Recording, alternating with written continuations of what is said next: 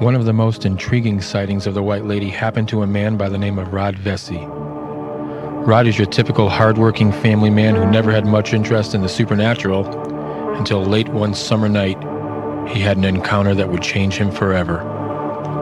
Imagine, you're working the late shift and you're on your way home from a long night's work. You decide to take Route 59 home because it's a nice summer night and you want to unwind a bit before getting home, and the drive along this long country road would be better than the highway route home. Now you turn up the radio a bit and you're relaxed, but now something is wrong. You sense that someone is sitting next to you in your car. You glance over and an old man with a stubbly beard is sitting next to you with a brim cap. How did he get here? Who is he? Your heart feels like it's in your throat. What could be worse? Listen to Rod as he relives the night he encountered the White Lady. Okay, Rod, can you tell us about your encounter with the White Lady? Yeah, I was driving home one night. I used to work in a home repair center, and I'd been working the late shift this particular evening. And I like to drive home on a country road instead of taking the highway, which brought me past reservoirs and stuff up a road called Route 59. And I used to pass the Union Cemetery every night. On this particular night, I had gotten out. It was about 12:30 in the morning, and driving home, there was a low-lying fog on the road, which wasn't unusual for this stretch of road. And as I approached the cemetery, there's a slight incline, and I came up. And as I was driving up, I felt the presence of someone on my right side. And as I looked over, I saw a distinct figure of a man. I mean, it was clear as day. It wasn't my own reflection because I wasn't looking at myself. This gentleman was looking straight ahead. I looked back up to the front of the car and looked back, sort of like a double take. And when I looked back, this figure was gone. When I looked back in front of me, there was a woman standing, I'd say a good 40 to maybe 60, 70 feet in front of me, in front of the car. So I put my foot on the brake, not to slam on the brake, but to slow down. There was enough distance to be able to slow down. And as soon as I touched the brake, the figure went from, say, 40, 50 feet in front of me to directly in front of my car. And her arm came up in a sweeping motion. Not as much as to say stop in an abrupt motion, but more of a reaching out motion. Mm-hmm. And at that point, something came through my car. It wasn't a wind like is usually described in Hollywood and stuff, but if you take your hand and wave it past your ear, you could feel a little something. Yeah. It was that faint and an instant chill. And I looked in the rearview mirror and there was nothing. I looked in front of me, and my side of the road, not the entire road, it was just my side of the road, was like a deep red color. Mm-hmm. By this time, I was about 3/4 of the way past the cemetery, and you start to go down a hill towards I think it's an Episcopal church. Mm-hmm. And at the time that I reached the Episcopal church, everything had cleared up. At that time, I got home. It was maybe 1 o'clock in the morning, and I got upstairs. I was very shaken up and woke my wife up and explained to her what had happened. I had this great sadness in me. It gets a little bit, I get choked up now talking about it. I don't. Uh-huh. My wife calmed me down and stuff, and we let it go for about 2 weeks. After about 2 weeks, my father-in-law had been reading a local newspaper, the Trumbull Times, and saw an article in it about Ed and Lorraine Warren. Right. And they had been doing some investigations up at this particular cemetery, the Union Cemetery in Easton. And my father-in-law convinced me to try and look them up, and then lo and behold, their number was listed in the local phone book.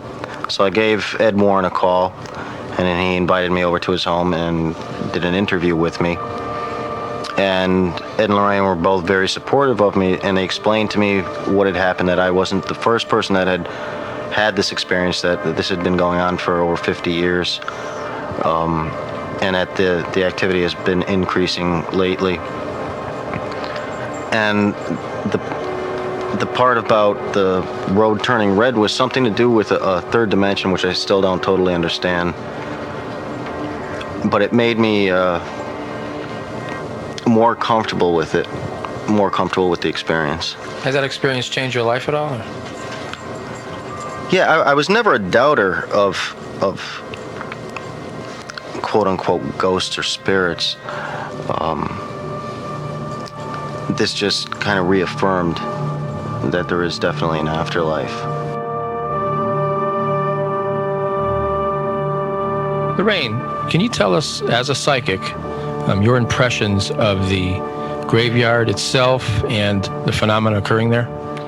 I know that the phenomena occurring there is very real. I have felt it. I have experienced it. One night, coming home from a case that we were investigating in Maryland, we got off the highway because I felt so strongly that the White Lady's presence was going to be there. It was going to be something that we could actually see. Tony, at 2:15 in the morning, we got off the highway, came up because I felt the presence of the White Lady so strongly that evening. When we got off the highway and came by Union Graveyard, there she was, right in that main entranceway, right where the gates go in, the main entrance gates on Route 59. I have felt the energy of her on numerous occasions. I think the fact that so many people very interested in the White Lady today, going to the cemetery, are giving a lot of recognition. And because of the recognition that they are giving, I think this is the reason for not only the sightings, but all of the outstanding photographs that are being taken. Okay, Lorraine, can you give us a history of the Union Graveyard and the surrounding cemeteries where the White Lady haunts those areas? Well, Tony, it involves 3 different cemeteries, but they were all served during that period of time going back to the 1760s. They all date back. Stepney Graveyard, Gilberttown Graveyard, and Union Graveyard all were served by one common road during that period of time, which at this time had been broken up by 2 different reservoirs. I believe that that has a great deal of meaning. Union Graveyard is the center, and I think that is the reason why most of the activity takes place there, is today, and as it always was, a crossroads. There was a crossroads in that area. There has been so many tragedies that have occurred there. Some of our members have even been doing research lately and finding even more tragedies that we were not aware of, going back to the 1940s. Most of the phenomena and research that we have been doing leads us to believe that the disturbances that are going on seem to center around the 30s and 40s, tragedies occurring during that period of time. They involve women, they involve children, and they involve men. So they're involving all people of all ages and all different sex, and for all different reasons. Some of them have been traffic-related. Some of them have been murder-suicides. Some of them have just been murders. And there have been very tragic ends to their life, and they remain on in that area and make their presence known to certain individuals. Okay, Lorraine, can you tell us what the red looks like painted road that Rod Vesey encountered when he drove by the graveyard? He had said in his interview that he had seen just the road turn red. Can you explain what that was all about? Well, when Rod had that experience coming home from work that night, where he actually witnessed that man sitting next to him, and also the White Lady directly in front of him. And then after both of them had disappeared, because they only lasted a matter of seconds, he looked ahead on the road, and the road on his lane only turned a muddy red color. Rod, at that moment, I believe, was going into another dimension. There is something very special about this man, and I feel that is the reason he had this in-depth experience with both spirits that night. Now, Lorraine, when you visit the Union Graveyard, alone by yourself or with Ed or with a group of students, what do you feel there? Do you feel a sense of evil, of foreboding, or does it feel just good to you there? How exactly does it feel as a clairvoyant? I have mixed feelings at times. At times I feel very sad. At times I feel a great deal of anguish and despair, loneliness. It's a feeling particularly near the fencing, near that iron fence, that ancient iron fence that surrounds this graveyard. As I stand just outside of it and like in the middle, I feel tremendous amount of stress in my chest, as if I am running away from something, trying to avoid something. And I feel that that could be the reason that this poor spirit is still remaining. She's continuing to run and trying to get away from something. Who? Her attacker? Okay, Lorraine, Ed had spoken before about the many, many ghost lights that he had encountered while filming The White Lady. Can you explain what those ghost lights are? Well, Tony, I believe that the ghost lights are the energy that is drawn from the plant life that surrounds that ancient graveyard. And then it combines and you see this electromagnetic energy of the spirit. And sometimes it appears as ghost globules, which look like balloons, sometimes small balloons, sometimes real big balloons, all in the air that are picked up on the photographs. Okay, would you consider this spirit to be an earthbound spirit? And if you do, exactly what is an earthbound spirit, Lorraine? I do consider it to be earthbound spirit. I think there's more than one, Tony. I think there's many earthbound spirits that are in that location that have met their death tragically. I think some of them might also be spirit guides that are there to try to help these earthbound spirits to accept their death and to pass over correctly. An earthbound spirit is someone who has met their death under tragic conditions in most cases and remains on in the location where they lost their life. So do you think then the White Lady, by her many appearances and trying to approach cars and approach the road, is trying to give a message or trying to contact a human spirit and tell them what happened? Yes, I think that she is trying to say, help me, because she is still running. That is the anguish that I feel, is her still running away from her attacker, from an accident. That is what I feel is occurring. Okay, so you, as a clairvoyant, a psychic, a light trance medium, you then would consider this to be only an earthbound spirit. There are no, for instance, diabolical spirits haunting that graveyard? In a case where tragedies have occurred to this extent, it attracts many spirits. And in attracting many spirits, some of them are inhuman or evil spirits. Evil spirits are exactly that. They would fall into the category of the inhuman or the diabolical. And also remember that in an area that is as haunted as this, I'm sure that people have gone there and tried communication. And that just really opens doors to the diabolical. Lorraine, you had spoken earlier about bringing students to the graveyard, you and Mr. Warren.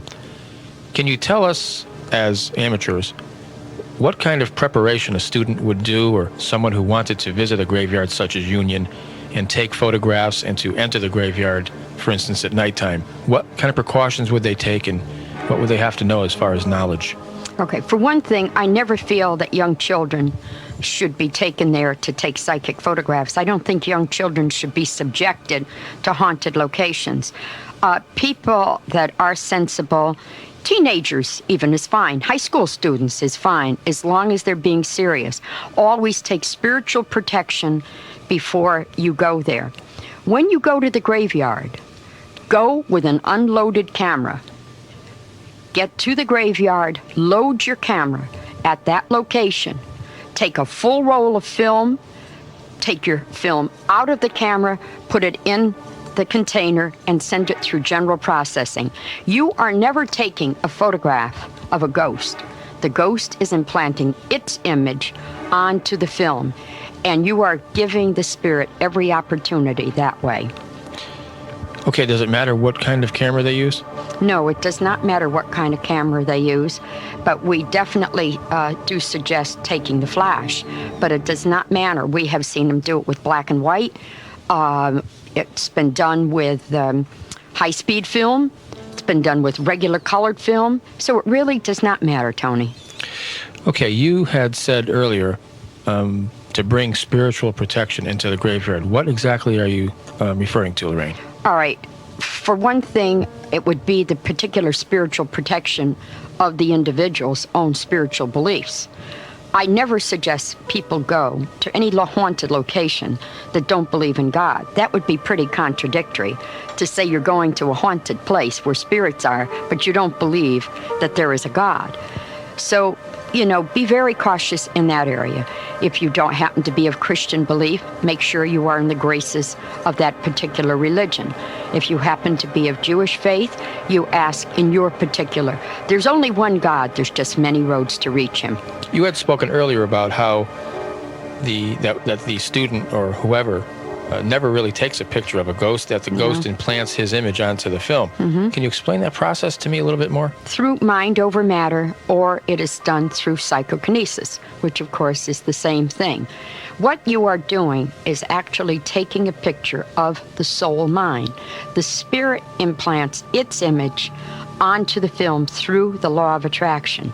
The spirit is attracted to you for one reason or another by your aura, the supernatural glow that surrounds your physical body, and this law of attraction attracts them to you, and that's how that picture is brought about. Lorraine, going into these graveyards with various students and things, can it ever be dangerous to go into a graveyard? Yes, they should have some knowledge. They should be somewhat educated in the areas of our work before they even attempt it. We never recommend people going there alone, particularly women going into the graveyard alone to take pictures. It can be extremely dangerous for them. If you're going to be going inside of the gates of any graveyard, be it Union, be it any graveyard where you're trying for psychic photographs, make sure that you get permission from the police authorities in that particular area before you go in. Also, we never recommend girls or women going into the graveyard alone at night.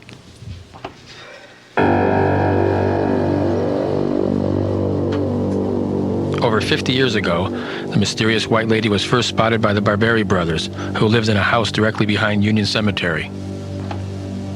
A fireman and police officer en route to a transformer fire strike the specter of the White Lady. Rod Vesey travels along the deserted Route 59 and encounters two eerie figures. One, an old man with a stubbly beard seated directly next to him. And then the White Lady summoning him to stop as if beckoning for help. These are just a few of the many eyewitness accounts of sightings of the White Lady. Sightings of the White Lady continue to this day. The stories you have just heard on this tape were taken directly from the Warren files. These people who have encountered the mysterious White Lady are from all walks of life. They are hardworking, everyday people who have friends and family just like you and I. But a supernatural experience changed their way of thinking forever. Do you believe? Does the eerie specter of the White Lady really exist? Is it a reality? Or is it just mass hysteria, a figment of someone's imagination? Imagine this, if you will. It's 3:15 in the morning. Crickets are the only sound breaking through the eerie silence. Crickets, that is, and a thumping sound. What is it? Oh, it's just the sound of your heart beating quickly in your chest. Suddenly you feel something brush past your shoulder. A cold, bone-chilling wind. Do you believe? Are you prepared to spend the night alone in Union Graveyard?